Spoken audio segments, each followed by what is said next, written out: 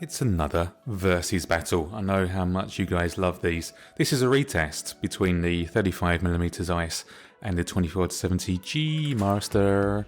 Done this one before, but a lot of you requested that we begin it from 2.8. I was literally inundated with 5 requests. So let's just set this up. I used focus point on this structure here, which is sort of the furthest thing in the distance on both. Settings were the same on both. ISO 100 uncompressed RAW. Sony A7R2 as the test body. And let's just have a look. Straight away you can see that the G Master is more contrasty, even though they are both at 1/4000th. These were both taken within sort of 10 minutes. This one was taken at 12 minutes past 1. This was taken at 3 minutes past 1. So within 10 minutes of each other, these shots were taken. Let's have a look at the file. You're probably viewing this on a phone maybe and may not be able to see the difference. If that's the case, link below where you can go and look at the full size versions. It does seem that what we're seeing is that the G Master is showing more detail at this stage. Not that I would ever shoot this particular landscape at 2.8, but if that's what floats your boat, it's there to be seen if needed. But what I would suggest is let's just move on a little bit so that we can see. Now, if you really want to study these detailed images, that's absolutely fine. I'm seeing that the G Master is kind of winning the battle, if you will, at this, but take a look for yourself and download the full size images. Let's progress to an f4 and see what that brings to this little versus battle, what that brings to the table. Okay, let's let them load in. On the left, again, still is the Zeiss, and on the right, check, yep, it's the G, and that's at 1/2000 for f4, and we're at 1/2500 at f4, so slight difference on the shutter speed there, but I was just in aperture priority, so the camera was thinking on its own. And yeah, the G Master is probably still out in front at this stage. Let's just check corners. Yeah, G Master is would still take the prize at this stage. Let's bump it up 5.6. See where that brings us into the fold. So I'm load in.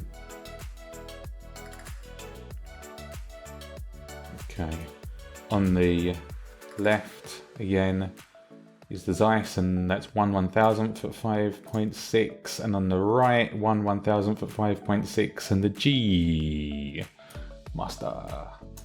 Okay, let's have a little scout about. Okay, it's kind of a little bit better from the Zeiss now. Still have to give the price to the G Master this stage. Just seeing a little bit more detail. Yeah, it's close though. Let's check some corners.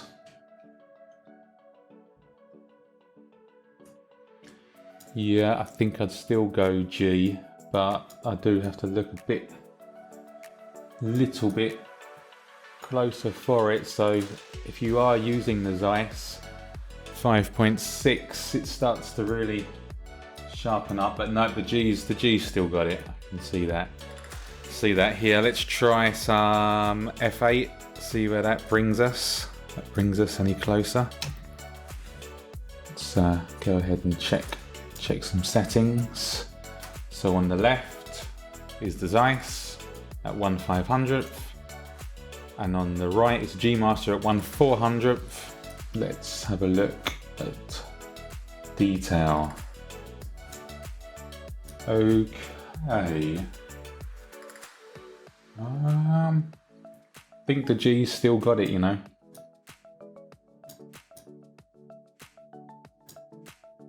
Yeah. The Zeiss is certainly putting up a fight here, but it's close. It is close. I think, yeah, seeing more detail in the G, but it certainly, I mean, let's just look at these. Yeah, I mean, if you're posting these on Instagram, of course, no one is going to know any difference. It's only for us geeks that like to peep. Let's look at where diffraction might start setting in now. You never know. Maybe the Zeiss can pick things up here. What are we at? So, Zeiss on the left, 1/200th, f13. G-Master on the right, 1/160th, f13. Let's have a little look around.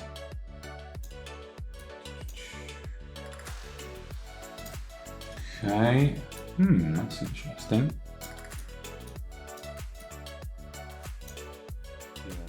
I'm seeing diffraction in both. That's for sure. And wow. Not sure really who you'd give this to. I'd like to know your opinion if you can have a look at the full size versions, because this is where it is starting to level peg. Let's go all out then, shall we, and go for the end of the road. Let's see what the last image gives us. Oh, serious diffraction. Of course, this is f22 at 150. And let's just flick them around because they appear to have got themselves in the wrong order. So sorry. So on the left now, we have the 35 at 1/60th f22, and on the right 1/50th at f22 for the G Master. And diffraction has got the better of us, so it isn't looking great. I think really and truly they're both as bad as each other at this stage. So is there a winner? Well, not really, because the 35 Zeiss is just so good for travel, and the 24 to 70 is so good for, well, for a start, when you need 24 to 70 weddings, events, that kind of thing. But it is a lot heavier. I certainly wouldn't be shy about taking this 35 2.8 out on my travels. I think it's going to give you more than enough for what you need. The G Master takes it ever so slightly, but that's just my eyes. Every eye is different, every monitor is different. So let me know in the comments what you think. Who won this little battle? And as usual, it's been emotional.